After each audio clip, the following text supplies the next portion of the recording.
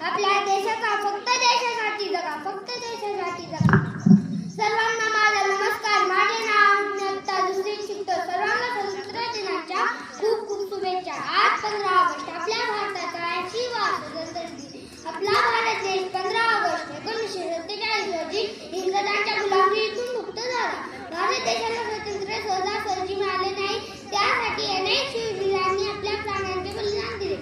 Mahatma Gandhi, Subhashchandra Bose, Bhagat Singh, Rajguru, Sukhdev, doctor Babasaheb Ambedkar व अनेक वीरांच्या त्यागामुळे आज आपण स्वतंत्र श्वास घेत आहोत. आणि आज सीमेवर सैनिक आपल्या भारत देशासाठी देश रक्षणासाठी लढत आहेत, शहीद होत आहेत. त्यांनाही माझा खूप खूप सलाम.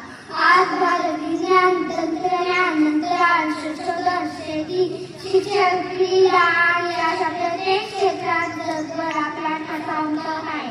ही प्रगती पुढे चालू ठेवण्याची जबाबदारी आपली सर्वांची आहे.